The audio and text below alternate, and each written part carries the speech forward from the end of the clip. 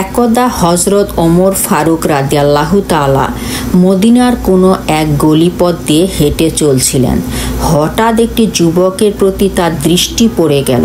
সে তার পরিহিত বস্ত্রের নিচে একটি বোতল লুকিয়ে রেখেছিল।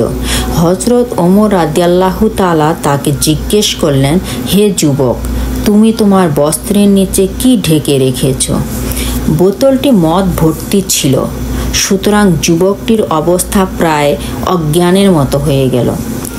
আর ওমর ছিল অন্যায়ের প্রতি ভীষণ কড়া, অন্যায়ে একটুও ছাড় নেই। তাই যুবকটি জবাব দিতে ইতস্তত করছিল, কিন্তু সে তখন আত্ম অনুশোচনায় ও ভয় ভীতিতে বিহ্বল অবস্থায় আল্লাহর দরবারে প্রার্থনা করল, হে মাবুদ, আমাকে তুমি খলিফা ওমর রাদিয়াল্লাহু তাআলার সামনে লজ্জিত করো না।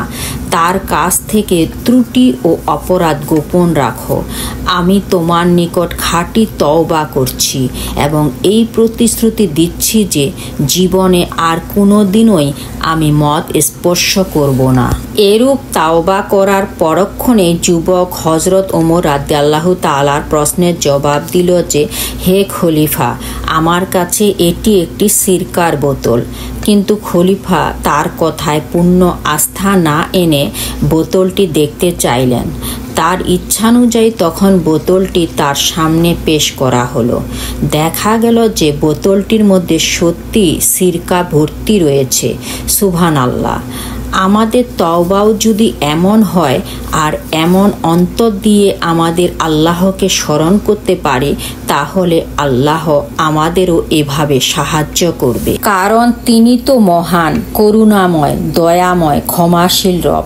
কেউ এভাবে ভীত মনে কোনো লজ্জাজনক ও পাপ কাজ থেকে আল্লাহর দরবারে ফরিয়াদ জানালে এবং খাঁটি তাওবা করে নিলে আল্লাহ পাক এক বস্তুকে অপর বস্তুতে পরিণত করেও ফরিয়াদির পাপ মার্জনা করে দেন এবং তার মান সম্মান পর্যন্ত অক্ষুণ্ণ রাখেন। সুবহানাল্লাহ! এমনকি হজরত ওমর রাদিয়াল্লাহু তাআলা নিজের ছেলের ক্ষেত্রেও ন্যায় বিচারে ছাড় দেননি।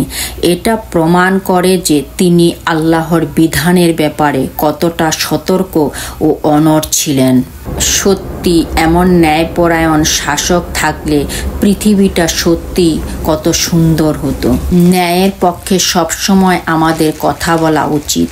তাই সবার আগে আমাদের নিজেদের ঈমানকে মজবুত করতে হবে এবং ন্যায়ের পথে চলার জন্য দৃঢ় মনোবল, শক্তি ও সাহস জোগাতে হবে।